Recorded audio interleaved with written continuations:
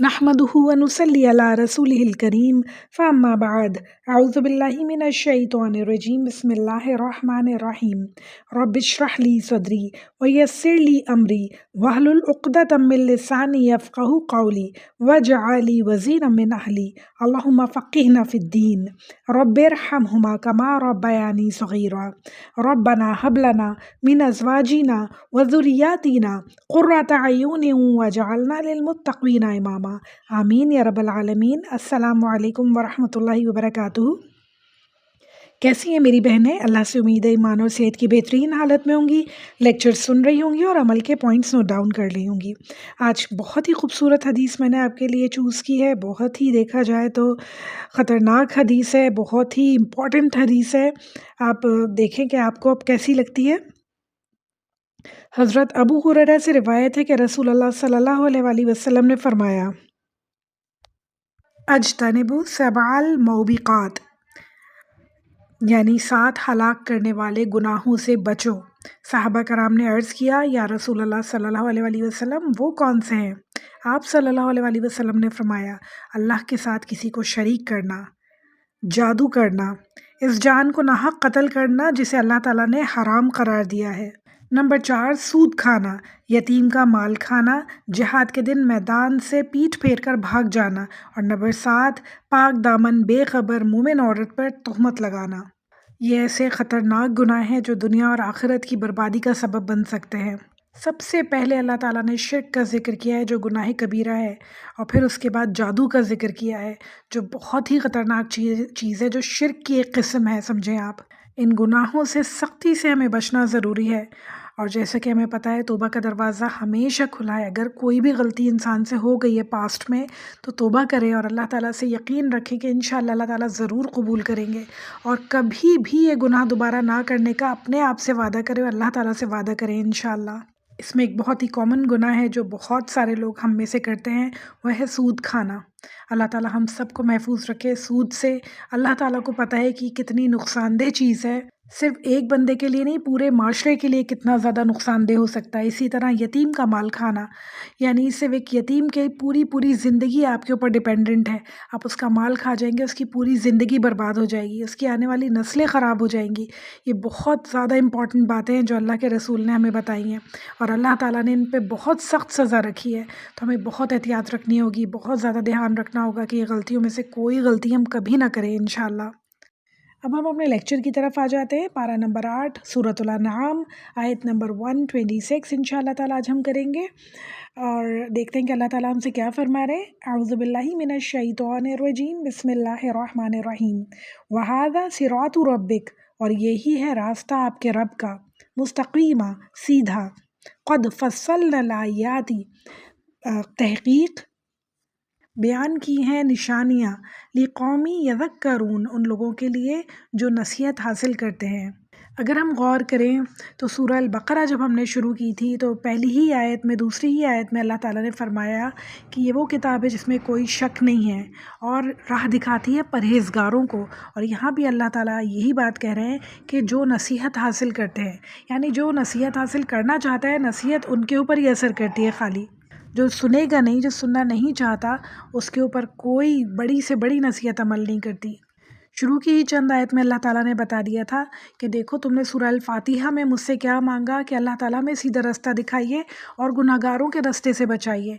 तो अगर तुम्हें टिप्स चाहिए तो अल्लाह ताला ने शुरू की 5, 6, 7 आयतों में बता दिया कि फ़लाह की टिप्स ये हैं। और पूरे कुरान में अल्लाह ताला ने बहुत सारी ऐसी बातें बताई कि गुनाहगारों की फ़हरिस्त से बचने के लिए हमें क्या करना होगा और जन्नत हासिल करने के लिए हमें क्या करना होगा। इस आयत में भी अल्लाह ताला यही कह रहे हैं कि मैं तो बार बार बता रहा हूँ, अब तुम्हारे ऊपर है कि तुम सुनना चाहते हो, अमल करना चाहते हो या नहीं। अल्लाह ताला हम सबको सीधे रास्ते पर चलने वाला बनाए, सिरातुल मुस्तकीम पे चलने वाला बनाए। आगे अल्लाह ताला बहुत ही प्यारी आयत बयान कर रहे हैं और बहुत ही प्यारे स्टाइल में अल्लाह ताला कह रहे हैं कि इन लोगों के वास्ते उनके रब के पास सलामती का घर है और अल्लाह ताला उनसे मोहब्बत रखता है इनके अमाल की वजह से। यानी अगर अल्लाह ताला की मोहब्बत हासिल करनी है तो अमाल अच्छे करने होंगे, अपने आप को बेहतर इंसान, बेहतर मुसलमान बनाना होगा। سلامتی کا گھر کیا ہے؟ اللہ تعالیٰ کی جنتیں ہیں۔ اللہ تعالیٰ نے بہت خوبصورت جنتیں، محل بنا کے رکھے ہیں ان لوگوں کے لیے جو اچھے اعمال کریں، جہاں کوئی برائی، کوئی تکلیف، کوئی بیماری آزاری نہیں ہوگی، کوئی موت نہیں ہوگی، ہمیشہ سلامتی ہوگی۔ اور اتنی پیاری بات اللہ تعالیٰ نے اس آیت میں کہی ہے کہ اللہ تعالیٰ ان کا دوست ہوگا، اللہ تعالیٰ ان سے محبت رکھے گا۔ تو جب ہمارا خالق، ہمارا مالک ہمارا دوست ہے اس دنیا میں بھی اور آخرت میں بھی، تو سوچیں کوئی ہمارا کیا بگاڑ سکتا ہے؟ کبھی بھی کوئی کچھ نہیں بگاڑ سکتا۔ شیطان مردود جو ہمارا سب سے بڑا، سب سے کھلا دشمن ہے، وہ بھی ہمارا کچھ نہیں بگاڑ سکتا اگر اللہ تعالیٰ ہمارے دوست ہے۔ صرف ہمیں محنت اپنے اوپر کرنی ہے کہ ہمیں گناہوں سے بچنا ہے، ہمیں پرہیزگار بننا ہے، ہمیں نصیحتیں سننے والا اور ان پہ عمل کرنے والا بننا ہے انشاءاللہ۔ باقی کام اللہ تعالیٰ کا ہے۔ کس طرح اللہ تعالیٰ ہمیں سب برائیوں سے بچاتے چلے جاتے ہیں، ہمارے لیے راستے آسان کرتے چلے جاتے ہیں انشاءاللہ۔ ہم دیکھتے رہ جائیں گے اور حیران ہو جائیں گے کہ کس طرح اللہ تعالیٰ نے ہمارے لیے سب کچھ اتنا آسان کر دیا، اور انشاءاللہ اللہ تعالیٰ ہمیشہ ہمارے دوست رہیں گے۔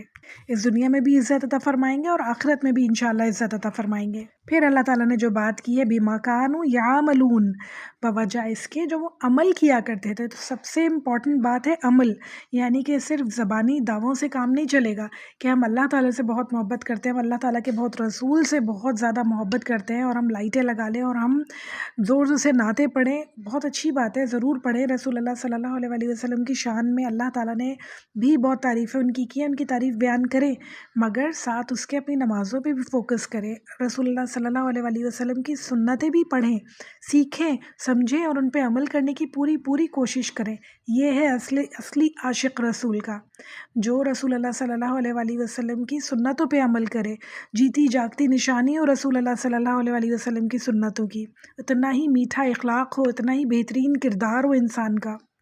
یعنی ایمان کے ساتھ نیک عمل بہت زیادہ ضروری ہیں، جب جا کے انسان ایک اچھا مسلمان مکمل ہوتا ہے، ایسا انسان، ایسا مسلمان جو اللہ تعالیٰ کو پسند ہو انشاءاللہ۔ صحیح مسلم کی ایک حدیث سناتی ہوں آپ کو۔ ہمارے پیارے نبی صلی اللہ علیہ وآلہ وسلم نے فرمایا، اللہ تعالیٰ فرماتا ہے، میں نے اپنے نیک بندوں کے لیے وہ نعمتیں تیار کر رکھی ہیں جو نہ کسی آنکھ نے دیکھی ہیں، نہ کسی کان نے سنی، اور نہ کسی انسان کے دل میں آئی۔ اتنی خوبصورت، ہم دنیا کی خوبصورت جگہیں دیکھ کے سوچتے ہیں نا کہ جنت یقیناً ایسی ہوگی، تو اللہ تعالیٰ نے ایک مثال کے طور پہ یہ دنیا بنائی ہے کہ دیکھو اور سوچو کہ جنت شاید ایسی ہو، مگر جنت اتنی خوبصورت ہے، اللہ تعالیٰ کہہ رہے ہیں کہ آپ کی سوچ سے بھی بہت زیادہ بڑھ کر۔ اللہم انی اسألک الجنات النعیم، اللہ تعالیٰ ہم سب کو نعمتوں بھری جنتوں میں لے کے جائے انشاءاللہ۔ سورۃ الحجر آیت نمبر 48 میں اللہ تعالیٰ فرماتے ہیں، یعنی جنت میں انہیں نہ کوئی تھکن ہوگی، نہ انہیں کوئی تھکن نہیں پہنچے گی، یعنی وہ ہمیشہ فریش رہیں گے، ہمیشہ خوش ہوں گے، ہمیشہ کھلکھلاتے ہوئے ہوں گے۔ تو سوچیں ہم دنیا میں کتنا تھک جاتے ہیں، کام ایکسٹرا کر لیتے ہیں، اب رمضان آنے والے ہیں تو ایکسٹرا کام ہو رہا ہے، صفائیاں وغیرہ ہو رہی ہیں، چیزیں بنا کے پہلے سے اسٹور کرنی ہوتی ہیں، فریز کرنی ہوتی ہیں، تو انسان بہت زیادہ تھک جاتا ہے، پھر عبادات بھی ایکسٹرا ہو جاتی ہے۔ کچھ بھی نہیں ہے جنت میں، کوئی کام، کوئی تھکن نہیں، صرف اور صرف مزے ہی مزے ہیں، صرف اور صرف نعمتیں، انعامات ہی انعامات ہیں انشاءاللہ تعالیٰ۔ تو کون نہیں جانا چاہے گا، کون خاتون نہیں جانا چاہے گی کہ پکے پکائے کھانے کی پوری ٹیبل ہمارے سامنے تینوں ٹائم لگ کے آ جائے، جس وقت بھی چاہے ہمارے سامنے پورا بفے لگا ہوا ہو، کون نہیں چاہے گا۔ نئے نئے ڈریسز ہم جو مارکیٹ سے جا کے پرچیز کرتے ہیں اپنی حیثیت کے مطابق کرتے ہیں، مگر وہاں ہماری حیثیت سے ہزاروں کروڑوں زیادہ گنا خوبصورت ڈریسز ہمیں دیے جائیں گے جیسے ہم چاہیں گے۔ میرے تو ذہن میں آتا ہے جیسے بڑی بڑی میکسیز ہوں، خوبصورت اور گلیٹر والی میکسیز ہوں، اور اتنی خوبصورت شائنی، اور ان کے اندر سے چمک نکل رہی ہو، ایسا لگے جیسے کوئی پری آ گئی ہو۔ اتنا خوبصورت امیجنیشن ہے ان ڈریسز کے بارے میں، تو اللہ تعالیٰ وہ سب ہمیں عطا فرمائے انشاءاللہ تعالیٰ، ایسے اعمال ہم سب کو عطا فرما دے، کرنے کی توفیق دے دے کہ وہ ڈریسز، وہ جوانی، وہ خوبصورتی، وہ نظارے ہمیں دیکھنے نصیب ہوں انشاءاللہ تعالیٰ، وہ کھانے ہمیں نصیب ہو انشاءاللہ تعالیٰ۔ اللہ تعالیٰ کہتے ہیں وہاں مخلدون ملیں گے، یعنی چھوٹے چھوٹے کام کرنے والے بچے ملیں گے آپ کو، جیسے وہ موتی جیسے خوبصورت بچے ہوں گے، اور وہ آپ کے بھاگ بھاگ کے سارے کام کر رہے ہوں گے۔ اگر آپ نے اپنا ڈرنک آپ کی ختم ہونے والی ہے تو وہ آپ کے کہے بغیر آپ کی ڈرنک ریفل کر دیں گے، جتنی آپ کو چاہیے، انہیں پتہ ہے سب کچھ آپ کو کیا چاہیے، وہ پہلے سے پہلے لا کے آپ کی چیزیں ریفل کر رہے ہوں گے۔ اتنا آرام، اتنے مزے، اتنے عیش آپ سوچیں جنت میں انشاءاللہ ہمیں ملنے والے ہیں۔ کوئی ہم ٹرپ سوچتے ہیں کہیں جانے کے لیے، تو کتنا مزہ آ رہا تھا سوچ سوچ کے وہاں کتنا مزہ آئے گا، مگر ایک نہ ایک دن ہر ٹرپ ختم ہو جانی ہے، واپس آ جانا ہے گھر اپنے، اور وہی کام اور وہی روٹین شروع ہو جانی ہے۔ جنت سے کبھی واپس نہیں آنا، جنت سے کبھی وہ عیش ختم نہیں ہونے، وہ آرام، وہ سکون، وہ مزے کبھی ختم نہیں ہونے، وہ پارٹی کبھی ختم نہیں ہونی انشاءاللہ۔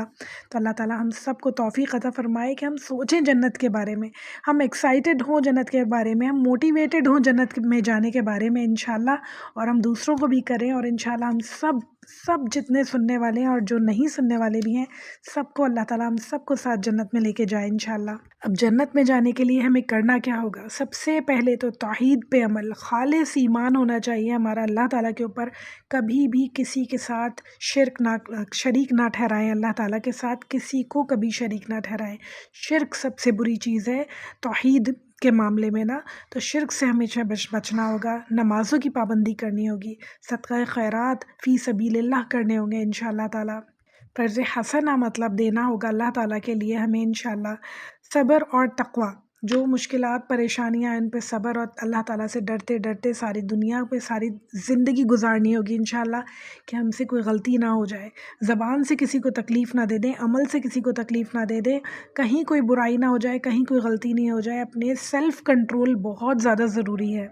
پھر ہے لوگوں کے ساتھ حسن سلوک، یعنی اللہ تعالیٰ حقوق العباد کے ساتھ ساتھ حقوق اللہ کے ساتھ ساتھ حقوق العباد کی بھی بہت زیادہ امپورٹنس ہے ہمارے دین میں، تو اللہ تعالیٰ ہم سب کو اسے پورا کرنے والا بنائے انشاءاللہ۔ تو میری پیاری بہنوں، دنیا امتحان ہے اور جنت انعام ہے، اللہ تعالیٰ اس امتحان میں ہمیں بہت اچھی طریقے سے کامیاب کرے اور ہمارا انعام انشاءاللہ ہمارا انتظار کرے، آمین ثم آمین۔ 128 آیت اللہ تعالیٰ فرما رہے، اور جس روز اللہ تعالیٰ تمام خلائق کو جمع کرے گا، کہے گا اے جماعت جنات کی، تم نے انسانوں میں سے بہت سے اپنا لیے، یعنی تم نے انسانوں میں سے بہت سے اپنا لیے، یعنی تم نے انسانوں میں سے بہت سے کو گمراہ کر دیا اور اپنی طرف لے گئے، شیطان کی پوجا میں لگا دیا۔ جو انسان ان کے ساتھ تعلق رکھنے والے تھے وہ کہیں گے اے ہمارے پروردگار، ہم نے ایک نے دوسرے سے فائدہ حاصل کیا اور ہم اپنی ان معین میعاد تک آ پہنچے جو تو نے ہمارے لیے معین فرمائی۔ اے ہمارے پروردگار، فرمائے گا اللہ تعالیٰ فرمائے گا کہ تم سب کا ٹھکانہ دوزخ ہے جس میں ہمیشہ رہو گے۔ ہاں اگر اللہ ہی کو منظور ہو تو بات اور ہے، بے شک اللہ تعالیٰ بڑی حکمت والا اور بڑے علم والا ہے۔ یعنی اللہ تعالیٰ جب یہ کہیں گے جنات سے اور انسانوں سے کہ بہت سارے انسان جنات کے بہکاوے میں آ کے بہک گئے اور جنات کی پوجا کرنے لگے، شیطان کی پوجا کرنے لگے، تو وہ کہیں گے ہم لوگوں نے ایک دوسرے سے فائدہ حاصل کیا، اور یہ کیسے ہوا کہ جیسے عامل وغیرہ ہوتے ہیں وہ جنات کو اپنے قبضے میں کر لیتے ہیں اور اس کے بعد پھر ان جنات سے کام لیتے ہیں، انہیں مختلف جگہوں پہ بھیجتے ہیں اور سوال جواب پوچھواتے ہیں، لوگوں کے حالات معلوم کرواتے ہیں اور پھر لوگوں کو بتا کے پیسہ کماتے ہیں۔ تو اس طرح جنات انسانوں سے فائدہ اٹھاتے ہیں اور انسان جنات سے فائدہ اٹھاتے ہیں۔ ان سب کا ٹھکانہ اللہ تعالیٰ بتا رہے ہیں کہ اللہ تعالیٰ کہیں گے تم سب کا ٹھکانہ جہنم ہے۔ سورہ یاسین میں بھی اللہ تعالیٰ نے یہ بات فرمائی تھی، اور یقیناً اس شیطان نے تم میں سے بہت سے مخلوق کو گمراہ کر دیا تھا، تو کیا تم عقل سے کام نہیں لیتے تھے؟ آیت نمبر 62 تھی یہ سورہ یاسین کی۔ تو اللہ تعالیٰ ہم سب کو عقل عطا فرمائے کہ ہم کسی کاہن، کسی جادوگر کے پاس کبھی بھی نہ جائیں۔ یہ لوگ کہتے تو ہیں کہ ہم اللہ تعالیٰ کا نام لے کے جو ہے جادو کرتے ہیں، ہم اللہ تعالیٰ کا نام لے کے تعویذ لکھتے ہیں، مگر ایسا کچھ نہیں ہوتا، یہ شیطان کا نام لیتے ہیں اور شیطان کے تعویذ لکھتے ہیں، یہ اللہ تعالیٰ کی آیتیں ہرگز بھی نہیں لکھتے ہیں، جو ڈیجٹس لکھے ہوئے ہوتے ہیں یہ سب شیطانی کام ہے۔ تو اللہ تعالیٰ ہم سب کو ان تمام برے کاموں سے بچائے۔ صحیح بخاری کی حدیث سنانا چاہتی ہوں میں آپ کو۔ ہمارے پیارے نبی صلی اللہ علیہ وآلہ وسلم نے فرمایا 7 ہلاک کرنے والے گناہوں سے بچو۔ صحابہ کرام نے پوچھا وہ کون سے گناہ ہیں؟ ہمارے پیارے نبی صلی اللہ علیہ وآلہ وسلم نے فرمایا اللہ کے ساتھ کسی کو شریک کرنا اور جادو کرنا، یعنی اللہ تعالیٰ کے ساتھ شرک کرنے کے فوراً بعد جادو کا ذکر کیا گیا، اس سے ہمیں پتہ چلتا ہے جادو کتنی خطرناک چیز ہے۔ جب ہم غیب کی باتیں پوچھتے ہیں کسی سے، اس کا مطلب ہے ہم اللہ تعالیٰ کو چھوڑ کے کسی اور کے اوپر ایمان لے آئے ہیں کہ یہ ہمیں غیب کی باتیں بتائے گی اور یہ ہماری مدد کریں گے۔ اس کے بجائے اگر ہم سجدے میں جا کے اللہ تعالیٰ سے دعا کریں اور اللہ تعالیٰ سے مدد مانگیں، تو اللہ تعالیٰ خالق ہے، ہر چیز پر قادر ہے اور ہر طرح کی مدد کرنے پہ قادر ہے اللہ تعالیٰ۔ جو لوگ جادو کرتے ہیں اللہ توکل ختم ہو جاتا ہے ان کا، وہ ہر چیز کے لیے فوراً جادوگر کے پاس، عامل کے پاس، کاہن کے پاس جانا شروع کر دیتے ہیں۔ اللہ تعالیٰ ہم سب کو محفوظ رکھے، سخت حرام ہے، سخت منع ہے۔ آیت نمبر 129 اللہ تعالیٰ کہہ رہے ہیں اسی طرح ہم بعض کفار کو بعض کے قریب رکھیں گے ان کے اعمال کی سبب. یعنی اللہ تعالیٰ کہتے ہیں نا جو انسان جیسا ہوتا ہے اس کا دوست ویسے ہی ہوتا ہے. حدیث میں بھی ہم نے سنا ہے کہ انسان اپنے جیسے انسان سے دوستی کرتا ہے یا انسان اپنے دوست سے پہچانا جاتا ہے. یہ مختلف حدیث کے مفہوم بتا رہی ہوں آپ کو. تو یہ وہی بات اللہ تعالیٰ کہہ رہے ہیں کہ سب ایک جیسے لوگ ایک جگہ جمع ہو جاتے ہیں اور اللہ تعالیٰ ایسا کرتے ہیں کہ ایک ظالم کو دوسرے ظالم کے اوپر مسلط کر دیتے ہیں. اور مفسرین یہ کہتے ہیں کہ یہ اس لیے ہوتا ہے تاکہ اللہ تعالیٰ ایک ظالم کا بدلہ دوسرے ظالم کے ذریعے سے لیتے ہیں، ایک دوسرے کے اوپر مسلط کر کے انہیں ایک دوسرے کے ہاتھوں تباہ و برباد کر کے. تو اللہ تعالیٰ ہم سب کو محفوظ رکھے ایسے لوگوں سے بھی اور ایسے لوگوں میں شامل ہونے سے بھی انشاءاللہ. 130 آیت اللہ تعالیٰ کہہ رہے ہیں اے جنات اور انسانوں کی جماعت، کیا تمہارے پاس تم میں سے ہی پیغمبر نہیں آئے تھے جو تم سے ہمارے احکامات بیان کرتے اور تم کو اس آج کے دن کی خبر دیتے؟ وہ سب عرض کریں گے کہ ہم اپنے اوپر اقرار کرتے ہیں اور ان کو دنیاوی زندگی نے بھولے میں ڈال رکھا تھا، اور یہ لوگ اقرار کریں گے کہ وہ کافر تھے، یعنی انکار کرنے والوں میں سے تھے. وہ خود اقرار کریں گے اس دن. جنات بھی انسانی رسولوں کے ہی تابع ہوا کرتے ہیں ہمیشہ سے، یعنی جو رسول آئے وہ انسانوں اور جنوں دونوں کے لیے آئے. رسول اللہ صلی اللہ علیہ وآلہ وسلم کو تلاوت کرتے ہوئے بہت دفعہ جنات نے سنا اور ان جنات نے جا کے دوسرے جنات کو بتایا اور اپنے دین کی تبلیغ کی، اور باقی سارے جنات بھی بہت سارے ان میں سے ایمان لے آئے. اس کی پوری تفصیل ہمیں سورۃ الجن میں ملتی ہے. اللہ تعالیٰ نے پورے جو جن آپس میں باتیں کر رہے ہیں وہ پوری کوڈ کی ہیں، جنوں کی کنورسیشن کوڈ کی ہے کہ وہ آپس میں کیا باتیں کر رہے ہیں جب انہوں نے رسول اللہ صلی اللہ علیہ وآلہ وسلم کو تلاوت کرتے ہوئے سنا. انشاءاللہ ہم تفسیر جب وہاں تک ہماری پہنچے گی تو پوری ڈیٹیل میں ہم پڑھیں گے یہ بات. 131 آیت میں اللہ تعالیٰ کہہ رہے ہیں یہ اس وجہ سے ہے کہ آپ کا رب کسی بستی والوں کو کفر کے سبب ایسی حالت میں ہلاک نہیں کرتا کہ اس بستی کے رہنے والے بے خبر ہوں. یعنی جب تک ان کے پاس کوئی رسول کوئی پیغمبر نہیں آ جاتے، انہیں سمجھا نہیں دیتے، جب تک ان کے اوپر ہلاکت نہیں آتی، ان کے اوپر عذاب نہیں آتا. جب رسول آ گئے، پوری ڈیٹیل سمجھا دی گئی، اس کے بعد بھی جب لوگ نہیں مانتے ہیں تو پھر اللہ تعالیٰ اپنا عذاب نازل کرتے ہیں. آیت نمبر 132 میں اللہ تعالیٰ فرما رہے ہیں اور ہر ایک کے لیے ان کے اعمال کے سبب درجے ملیں گے اور آپ کا رب ان کے اعمال سے بے خبر نہیں ہے. اللہ تعالیٰ سب کچھ جاننے والے ہیں، سب کچھ سننے والے ہیں، سمیع البصیر ہے اللہ تعالیٰ. سورۃ الشعراء میں اللہ تعالیٰ فرماتے ہیں بے شک اللہ تعالیٰ خوب سننے والا اور خوب دیکھنے والا ہے. یعنی اللہ تعالیٰ ہر آواز کو سنتے ہیں، چاہے وہ زور سے ہو چاہے وہ آہستہ ہو. دل کی بات جانتے ہیں. اندھیرے میں چونٹی کے قدموں کی آواز بھی اللہ تعالیٰ سے پوشیدہ نہیں ہے، یعنی ہم نہیں سن سکتے وہ چیز، وہ اللہ تعالیٰ سن سکتے ہیں. اللہ تعالیٰ ہر مخلوق کے ہر عمال کو جاننے والے ہیں، چاہے وہ ظاہر ہو چاہے وہ پوشیدہ ہو. جب ہم یہ دیکھتے ہیں نا کہیں لکھا ہوا کہ کیمرے کی آنکھ آپ کو دیکھ رہی ہے تو ہم بہت احتیاط کرتے ہیں، وہ ہو کہ ہم کہیں ایسی حرکت نہ کریں کہ پکڑے جائیں. ہمارا اسٹائل کھڑے ہونے تک کا بھی ٹھیک ہونا چاہیے کہ کوئی اگر ہمیں دیکھ رہا ہے تو ہم گندے سے اسٹائل میں نہ کھڑے ہوں، ہم برے نہ لگ رہے ہوں، ہمارے حلیہ ٹھیک ہو. ہم اتنا زیادہ خیال کرتے ہیں. اور جب اللہ تعالیٰ کہہ رہے ہیں کہ میں دیکھ رہا ہوں تو ہمیں 24 گھنٹے اس بات کا خیال ہونا چاہیے کہ اللہ تعالیٰ ہمیں دیکھ رہے ہیں. ہم ایسی حرکتیں نہ کریں جو اللہ تعالیٰ کو نہیں پسند ہے، جو کہ ہر چیز پر قادر ہے، اسی وقت عذاب دینے پر بھی قادر ہے. وہ ایسا رب ہے، پھر بھی ہم نہیں سنتے، ہم نہیں مانتے ہیں اور ہم کیے جاتے ہیں وہ حرکتیں جو اللہ تعالیٰ کو ناپسند ہوتی ہیں. اللہ تعالیٰ ہم سب کو توفیق دے، عقل شعور والی زندگی گزارنے کی توفیق عطا فرمائے انشاءاللہ، کہ ہم سمجھیں اس بات کو کہ اللہ تعالیٰ دیکھنے والے ہیں، ہر چیز سے خبردار ہے، اللہ تعالیٰ باریک بین ہے اللہ تعالیٰ. 133 آیت میں اللہ تعالیٰ کہہ رہے ہیں اور آپ کا رب بالکل غنی ہے، رحمت والا ہے. بے شک اللہ تعالیٰ بہت غنی ہے. اتنی زیادہ نافرمانیاں کرنے کے باوجود، اتنی زیادہ کفر و شرک کرنے کے باوجود، جھوٹ دیکھ رہے ہیں، زنا دیکھ رہے ہیں اور نافرمانیاں دیکھ رہے ہیں، ہر طرح کی غلطیاں انسان کرتا چلا جا رہا ہے، جھوٹ بولتا چلا جا رہا ہے، حق مار رہا ہے لوگوں کا، بد اخلاق ہے، ہر طرح کی ہر بندہ برائیاں کر رہا ہے، مگر اللہ تعالیٰ معاف کیے جا رہے ہیں، رزق دیے جا رہے ہیں، روشنی، ہوا، پانی، ہر چیز انسان کو میسر ہے اور وافر مقدار میں میسر ہے. دنیا جہان کی نعمتیں میسر ہیں الحمدللہ.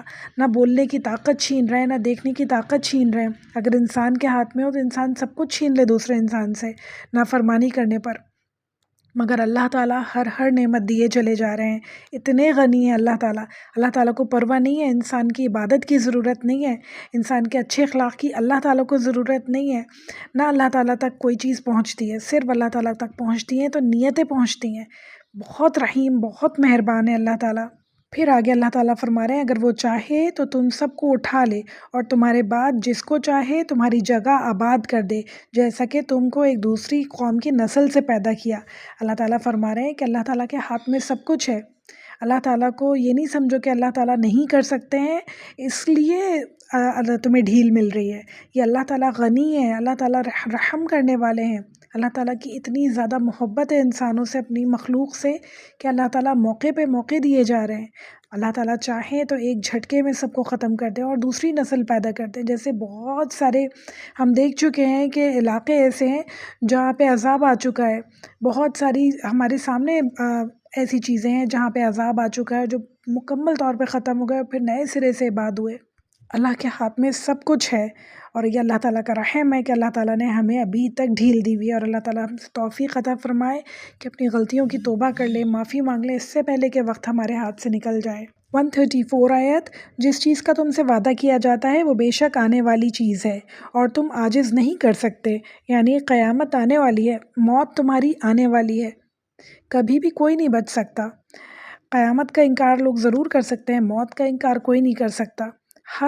ہمیشہ سے رہتی دنیا سے، جب سے دنیا بنی ہے آج تک لوگ پیدا ہوئے ہیں اور مرتے جا رہے ہیں، کوئی انکار نہیں کر سکتا، کوئی مذہب انکار نہیں کرتا موت کا۔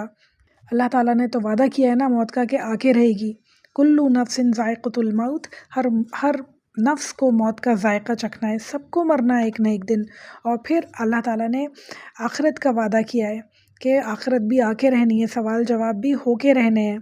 اللہ تعالیٰ ہم سب کو تیاری کرنے والا بنائے انشاءاللہ۔ پھر اللہ تعالیٰ رسول اللہ صلی اللہ علیہ وآلہ وسلم سے مخاطب ہو کے فرما رہے ہیں، آپ فرما دیجئے کہ اے میری قوم، تم اپنی حالت پر عمل کرتے رہو اور میں بھی عمل کرتا رہوں گا، سو اب جلد ہی تم کو معلوم ہو جائے گا کہ اس عالم کا انجام کار کس کے لیے نافع ہوگا۔ یہ یقینی بات ہے کہ حق تلفی کرنے والوں کو کبھی فلاح نہیں ملے گی۔ اس آیت میں اللہ تعالیٰ اجازت دے رہے ہیں کہ تمہاری مرضی ہے کہ تم جو کرو، یعنی تمہیں کفر میں جانا ہے تم کفر کرو، تمہیں صراط المستقیم چننی ہے تم وہ چنو، جو تمہیں کرنا ہے، جو تمہاری مرضی ہے، تمہیں اختیار ہے اللہ تعالیٰ کی طرف سے، تم کرتے رہو۔ اور پھر اس کے بعد جب انجام ہوگا تو وہ اللہ تعالیٰ جو کہیں گے وہی ہوگا، جو اللہ تعالیٰ چاہیں گے وہی ہوگا۔ اور حق تلفی کا یہاں ذکر کیا اللہ تعالیٰ نے، تو حق تلفی کا کیا مطلب ہے یہاں پہ؟ کیا مطلب ہے حق تلفی کا؟ یعنی کہ اگر انسان شریک ٹھہراتا ہے کسی کو اللہ تعالیٰ کا تو یہ حق تلفی ہوئی نا، یہ حق تو اللہ تعالیٰ کا تھا۔ واحد ہے اللہ تعالیٰ، کوئی شریک نہیں ہے اللہ تعالیٰ کے ساتھ، اور آپ نے کسی کو کہا کہ میری مدد فلاں نے کی تو یہ تو حق تلفی ہو گئی اللہ تعالیٰ کی۔ فلاں کی دوا سے مجھے شفا ملی تو یہ تو اللہ تعالیٰ کی حق تلفی ہوئی۔ کوئی کڑوی دوا میں شفا نہیں تھی، شفا تو صرف اللہ تعالیٰ کے پاس ہے۔ آپ دیکھتے ہیں کہ بہت سارے لوگ بہت مہنگی مہنگی دوائیں کھا رہے ہوتے ہیں، بہت مہنگے مہنگے آپریشنز کروا رہے ہوتے ہیں، سرجریز کروا رہے ہوتے ہیں، بڑی بڑی ہر چیز ہوتی ہے ان کے پاس، ہر پیسہ دولت ہر چیز ہوتی ہے، مگر کچھ بھی کام نہیں آتا، موت آ جاتی ہے انسان کو، انسان ہمیشہ کے لیے معذور ہوا رہتا ہے۔ ساری دولت، سارا پیسہ، ساری جو ہے علاج دھرا کا دھرا رہ جاتا ہے، کچھ بھی کام نہیں آتا۔ کیوں؟ کیونکہ اللہ تعالیٰ کے پاس کی شفا نہیں تھی اس کے نصیب میں۔ اس انسان کی زندگی اللہ تعالیٰ نے اتنی ہی لکھی تھی جتنی، جب اسے موت آ گئی تو اس کی موت اتنی اللہ تعالیٰ نے اسی وقت لکھی تھی۔ انسان نہیں روک سکتا موت کو، چاہے کچھ بھی کر لے، اللہ تعالیٰ کے سوا کوئی شفا دینے والا نہیں ہے، کوئی موت کو ٹالنے والا نہیں ہے، موت کا وقت فکسڈ ہے۔ اسی طرح انسان کا رزق فکسڈ ہے۔ یہ اور بات ہے کہ انسان دعائیں کر کر کے گڑ گڑا کے اللہ تعالیٰ کے سامنے اور نیک عمل کر کے اپنے رزق کو بڑھا لے، مگر دینے والا جو ہے، رازق جو ہے، وہ صرف اللہ تعالیٰ ہے۔ کسی کو بھی ہم سمجھیں گے کہ فلاں کی وجہ سے ہمارے رزق میں اضافہ ہوا، فلاں کی وجہ سے ہم نے اس سے دعا کروائی تو ہمارے رزق میں اضافہ ہوا، سب سے قریب انسان کے اللہ تعالیٰ خود ہے۔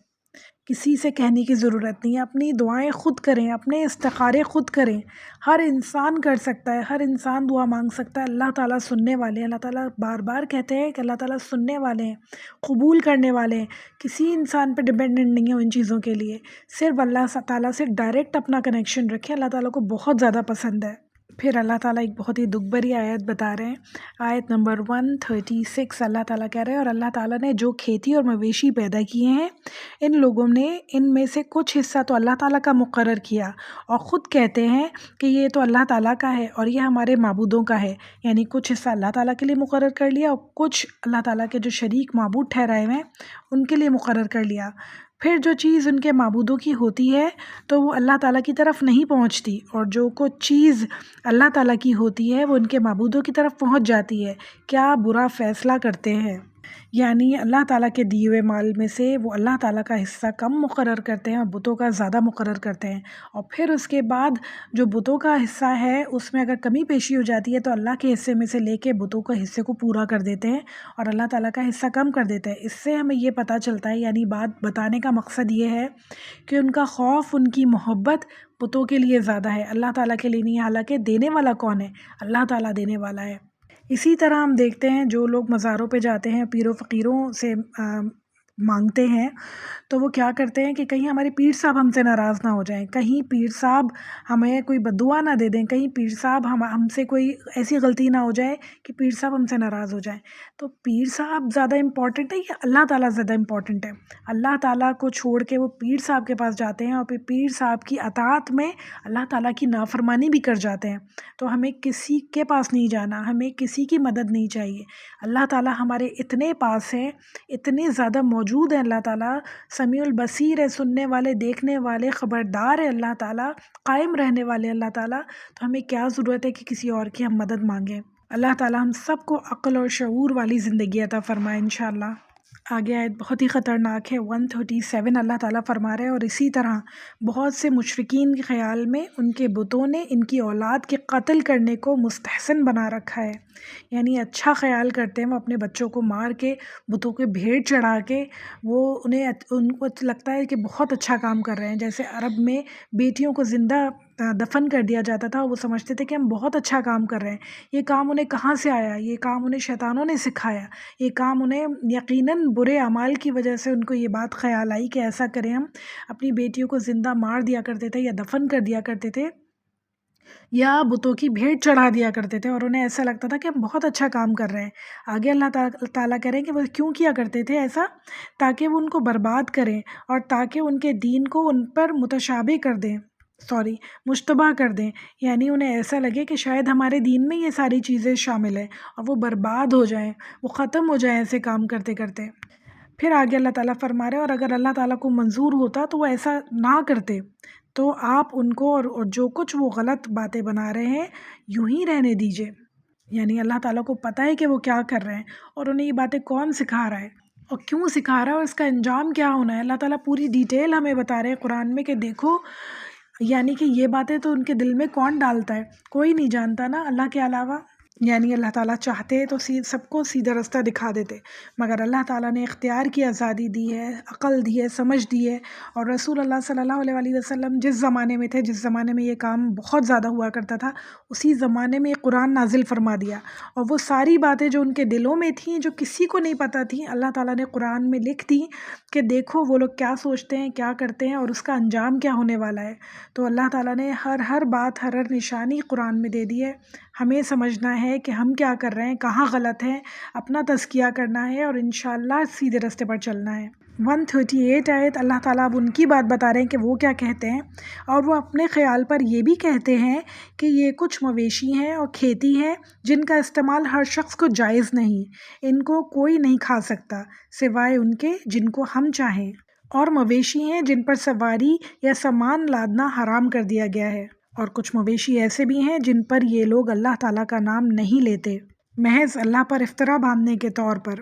ابھی اللہ تعالیٰ ان کو ان کے افطرا کی سزا دیے دیتا ہے، یعنی اللہ تعالیٰ بھی یہ فرما رہے ہیں کہ انہوں نے بہت ساری کھیتی اور مویشی اپنے بتوں کے نام پر ایسے وقف کیے ہیں کہ وہ کسی کو کھانے نہیں دیتے، ان پہ کوئی سامان نہیں لادا جائے گا، کوئی ان سے کام نہیں لیا جائے گا، جیسے ہم نے پیچھے پڑھا تھا نا لات اور عزا وغیرہ، کہ ایسے مویشی جن کا جو بہت سارے بچے پیدا کر چکے، انہیں آزاد چھوڑ دیا جاتا تھا بتوں کے نام پہ، اور اسی طرح انہوں نے بہت سارے جانوروں کو، بہت سارے اونٹنیوں کو اپنے بتوں کے نام پہ وقف کر چھوڑا تھا، جس سے وہ کسی کو استعمال نہیں کرنے دیتے. بہت ساری کھیتی وہ ایسی جو خالی بتوں کے لیے استعمال کرتے تھے، کسی انسان کو استعمال کرنے کا اس کو حق نہیں تھا. تو اللہ تعالیٰ کے اوپر یعنی یہ لوگ جھوٹ باندھتے تھے کہ شاید اللہ تعالیٰ نے یہ کہا ہے، واللہ عالم. تو اللہ تعالیٰ کہہ رہے ہیں کہ ابھی ان کو سزا ملے گی ان سب باتوں کی جو یہ کام کرتے ہیں. پیدا کس نے کیا، بنایا کس نے، اور آپ اس سارے مال کو کہاں لگا رہے ہیں؟ یعنی اللہ تعالیٰ کا دیا ہوا مال اللہ کے راستے میں خرچ کرنے کے بجائے غلط جگہ خرچ ہو رہا ہے. اگر ہم دیکھیں تو ہم سب کر رہے ہیں. یعنی دیا کس نے ہے مال؟ اللہ تعالیٰ نے. سارا رزق، ہر چیز اللہ تعالیٰ کی دی ہوئی ہے. ہماری صلاحیتیں اللہ تعالیٰ کی دی ہوئی ہے، ہماری آنکھیں، ہماری عقل اللہ تعالیٰ کی دی ہوئی، ہمارا رزق اللہ تعالیٰ کا دیا ہوا، مگر ہم انہیں اپنی نفس کی خواہشوں میں ضائع کر رہے ہیں. ہم انہیں اللہ تعالیٰ کی نافرمانیوں میں لگا رہے ہیں، اور ہمیں انہیں ایسی جگہوں پہ لگا رہے ہیں جو اللہ تعالیٰ نے منع کی ہے. تو ہم بھی سیم کام کر رہے ہیں. ہم انہیں تو کہتے ہیں کہ وہ کیا کرتے تھے، ان کے پاس عقل نہیں تھی. ہم کیا کر رہے ہیں؟ کیا ہمارے پاس عقل نہیں ہے؟ کہ کتاب ہمارے پاس موجود نہیں ہے؟ اللہ تعالیٰ ہم سب کو اپنے تزکیہ کرنے والا بنائے، اپنے آپ کو دیکھنے والا بنائے کہ ہم کہاں غلطی کر رہے ہیں، اور اپنی غلطیوں کو پہ نظر رکھ کے انہیں ٹھیک کرنے والا بنائے انشاءاللہ تعالیٰ. دوسروں کی غلطیوں کو دیکھنے والا نہیں. یہ قرآن میرے لیے نازل ہوا ہے اور مجھے اس سے فائدہ اٹھانا ہے، اور مجھے اس سے ایسا اللہ تعالیٰ کا دین پھیلانا ہے کہ دوسرے لوگ بھی اس سے فائدہ اٹھا سکیں انشاءاللہ تعالیٰ. 139 آیت اللہ تعالیٰ فرما رہے ہیں، اور وہ کہتے ہیں کہ جو چیز اس مویشی کے پیٹ میں ہے وہ خالص ہمارے مردوں کے لیے ہے، اور وہ ہماری عورتوں پر حرام ہے، اور اگر وہ مردہ ہے تو اس میں سب برابر کے شریک ہیں. یعنی یہ بھی انہوں نے خود ہی بنا لیا کہ کیا چیز کس کے اوپر حرام ہے اور کیا چیز کس کے لیے حلال ہے. حالانکہ حرام اور حلال کا فیصلہ کرنے والے صرف اور صرف اللہ تعالیٰ ہیں، جو دینے والے ہیں، جو خالق ہیں، مالک ہیں رزق کے، وہی فیصلہ کرنے والے ہیں کہ کیا چیز کس پہ حرام ہے اور کیا چیز حلال ہے. اور یہ لوگ خود ہی سے بنا لیتے تھے کہ اگر جو کوئی مویشی پریگننٹ ہے، جیسے کوئی اونٹنی، تو وہ اونٹنی جب بچہ دے گی تو وہ خالی مرد کھا سکتے ہیں، عورتیں نہیں کھا سکتی، ان کے اوپر حرام ہے. اگر وہ بچہ پیدا ہوا، وہ بچہ مرا ہوا پیدا ہوا، تو پھر اسے سب کھا سکتے ہیں. پھر اللہ تعالیٰ فرما رہے، ابھی اللہ تعالیٰ ان غلط بیانیوں کی سزا دیے جاتا ہے کہ تم کون ہوتے ہو حرام حلال کے فیصلے کرنے والے؟ اللہ تعالیٰ دینے والے ہیں. اللہ تعالیٰ نے رزق دیا ہے، فیصلہ صرف اور صرف اللہ تعالیٰ کے ہاتھ میں ہے. بلا شبہ وہ حکمت والا ہے اور وہ بڑا علم والا ہے. اللہ تعالیٰ کو معلوم ہے جو اللہ تعالیٰ نے فیصلے کیے ہیں سارے حرام اور حلال کے، اللہ تعالیٰ کو پتہ ہے کہ کیوں کیے ہیں. اللہ تعالیٰ علم والا ہے، حکمت والا ہے. اللہ تعالیٰ نے جو مرا ہوا گوشت ہے اسے حرام کیا ہے. یہ لوگ مرے ہوئے بھی جانور کھا لیا کرتے تھے. اسی آیت سے ہمیں پتہ چل رہا ہے کہ مرا ہوا بچہ پیدا ہوگا تو اسے سب کھا سکتا ہے. اللہ تعالیٰ نے منع کیا ہے. کیوں منع کیا ہے؟ کیونکہ جب کوئی جانور مر جاتا ہے، جب کوئی انسان مر جاتا ہے تو وہ ڈیکمپوز ہونا شروع ہو جاتا ہے. جسم میں جراثیم بننے شروع ہو جاتے ہیں، کیڑے بننے شروع ہو جاتے ہیں، مختلف قسم کی گیسز بننی شروع ہو جاتی ہیں جو انسانوں کے لیے شدید حرام ہے کھانا، شدید نقصان دہ ہے. سب چیز اللہ تعالیٰ نے پیدا کی ہے، کیا چیز فائدہ مند ہے، کیا چیز نقصان دہ ہے، اللہ تعالیٰ کو اچھی طرح پتہ ہے. اسی لیے اللہ تعالیٰ نے انہیں حرام اور حلال رکھا، اور یہ بنائی اس لیے تاکہ انسان کی آزمائش کر سکے، تاکہ اللہ تعالیٰ دیکھ سکے کون کتنا کہنا سننے والا ہے. اللہ تعالیٰ ہم سب کو بہترین کہنا سننے والے لوگوں میں شامل فرمائے انشاءاللہ.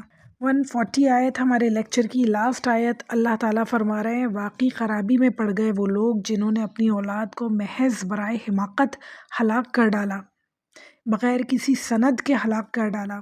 یعنی اللہ تعالیٰ نے نہیں کہا تھا کہ بیٹیاں پیدا ہوں تو تم انہیں ہلاک کر دو.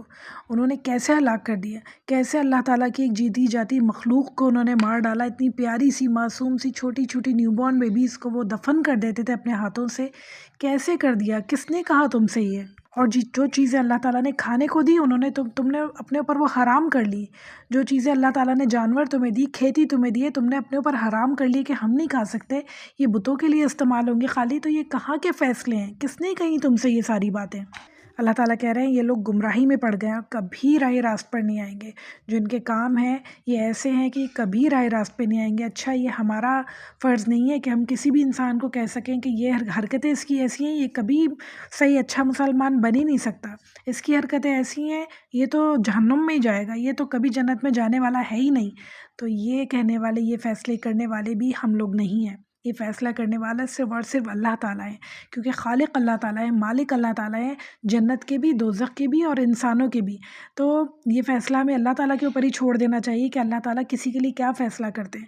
ہمیں اگر ہم دیکھیں کسی انسان کو بھٹکتے ہوئے، بگڑتے ہوئے، تو دعا کرنی چاہیے کہ اللہ تعالیٰ اسے ہدایت دے، اللہ تعالیٰ اسے جہنم میں جانے سے بچائے انشاءاللہ، اللہ تعالیٰ اس کے دل میں نیکیاں ڈال دے انشاءاللہ، تاکہ یہ ساری دعائیں ہمارے لیے بھی قبول ہوں، اللہ تعالیٰ ہمیں بھی گناہوں سے بچا سکے۔ ہر انسان کے اندر کچھ نہ کچھ ویکنیسز ہوتی ہیں، کوئی بھی انسان پرفیکٹ نہیں ہوتا۔ اگر ہم دوسرے کو کہیں کہ اس کے اندر یہ خرابیاں ہیں، تو اپنے اندر بھی جھانکیں کہ ہمارے اندر کیا خرابیاں ہیں، انہیں دور کرنے کی کوشش کریں، دوسرے کے لیے دعا کریں کہ اللہ تعالیٰ اس کی خرابیوں کو بھی دور کر دے، اسے بھی ایک اچھا انسان، اچھا مسلمان بنا دے انشاءاللہ، تاکہ اللہ تعالیٰ ہمارے لیے بھی یہ دعا قبول کرے، اللہ تعالیٰ ہم سب کو جنت الفردوس عطا فرمائے انشاءاللہ تعالیٰ، ہر برائی سے، ہر گناہ سے بچائیں انشاءاللہ تعالیٰ۔ بہت زیادہ اپنا تزکیہ کرنے کی ضرورت ہے، اپنے آپ کو دیکھنے کی ضرورت ہے کہ میں کہاں غلط ہوں، میرے اندر کہاں کہاں غلطیاں ہیں، انشاءاللہ ان تمام غلطیوں میں امپروومنٹس لانے کی کوشش کریں، اور اپنے آپ کو ایک اچھا انسان، اچھا مسلمان بنانے کی کوشش کریں انشاءاللہ۔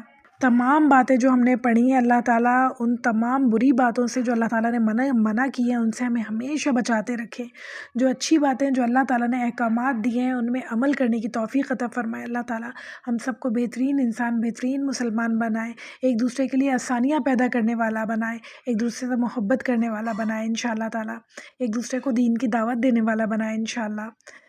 ربی اعنی علی ذکرک و شکرک و حسن عباداتک، ربنا تقبل منا انک انت السمیع العلیم وتوب علینا انک انت التواب الرحیم، صلی اللہ تعالی علی خیر خلقہ وازواجہ وذریتہ اجمعین برحمتک یا ارحم الراحمین۔ السلام علیکم ورحمۃ اللہ وبرکاتہ۔